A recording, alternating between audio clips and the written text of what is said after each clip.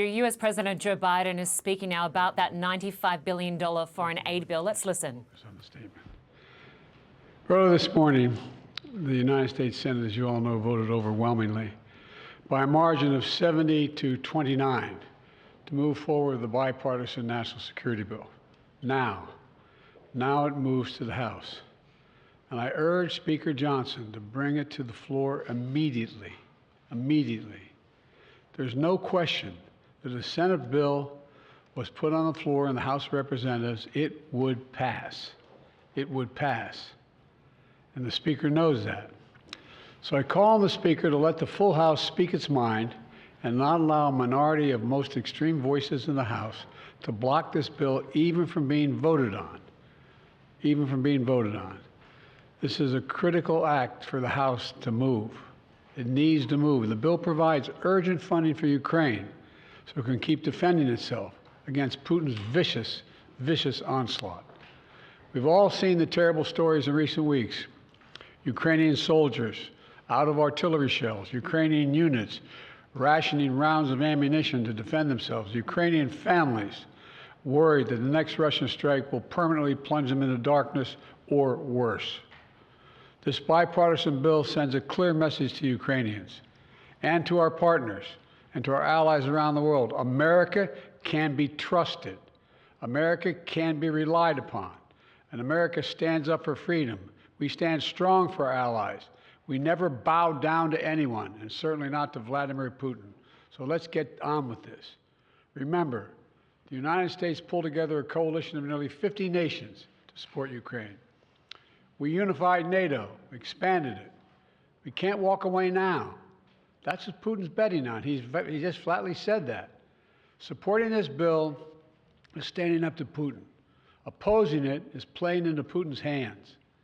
As I've said before, the stakes in this fight extend far beyond Ukraine. If we don't stop Putin's appetite for power and control in Ukraine, he won't limit himself just to Ukraine. And the cost for America and our allies and partners are going to rise. For Republicans in Congress who think they can oppose funding for Ukraine and not be held accountable, history is watching. History is watching. Failure to support Ukraine at this critical moment will never be forgotten. I want to be clear about something, because I know it's important to the American people. While this bill sends military equipment to Ukraine, it spends the money right here in the United States of America, in places like Arizona, where the Patriot missiles are built, in Alabama, where the Javelin missiles are built, in Pennsylvania, Ohio, and Texas, where artillery shells are made. And the way it works is we supply Ukraine with military equipment from our stockpiles, and then we spend our money replenishing those stockpiles so our military has access to them. Stockpiles that are made right here in America by American workers. That not only supports American jobs and American communities, it allows us to invest in maintaining and strengthening our own defense manufacturing capacity. Look, this bill meets our national security priorities in the Middle East as well. It includes greater support for our troops serving in the region, who continue to defend against militia attacks backed by Iran. It also provides Israel with what it needs to protect its people against a terrorist group like Hamas and Hezbollah and others. And it will provide life-saving humanitarian aid to the Palestinian people, who desperately need food, water, and shelter. They need help. And finally, this bill includes critical funding for our national security priorities in Asia, because even as we focus on the conflicts in Gaza and Ukraine, we must not take our eye off our national security challenges in the Pacific. It's the responsibility of a great nation, and we are a great nation that the rest of the world looks to. And I mean that, the rest of the world looks to us. The stakes are already high for American security before this bill was passed in the Senate last night. But in recent days, those stakes have risen. And that's because the former president has sent a dangerous and shockingly, frankly, un-American signal to the world. Just a few days ago, Trump gave an invitation to Putin to invade some of our NATO allies. He said if an ally didn't spend enough money on defense, he would encourage Russia to, quote, do whatever the hell they want, end of quote. Can you imagine a former president of the United States saying that? The whole world heard it. The worst thing is he means it.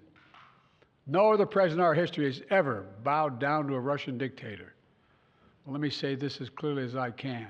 I never will. For God's sake, it's dumb, it's shameful, it's dangerous, it's un-American. When America gives us word, it means something. When we make a commitment, we keep it. And NATO is a sacred commitment. Donald Trump looks at this as if it's a burden. When he looks at NATO, he doesn't see the alliance that protects America and the world. He sees a protection racket. He doesn't understand that NATO is built on the fundamental principles of freedom, security, and national sovereignty. Because for Trump, principles never matter. Everything is transactional. He doesn't understand that the sacred commitment we've given works for us as well. In fact, I would remind Trump and all those who would walk away from NATO, Article 5 has only been invoked once, just once in our NATO history, and it was done to stand with America after we were attacked on 9/11. We should never forget it. You know, our adversaries have long sought to create cracks in the alliance. The greatest hope of all those who wish America harm is for NATO to fall apart. And you can be sure that they all cheered when they heard Donald Trump and heard what he said. I know this, I will not walk away. I can't imagine any other president walking away.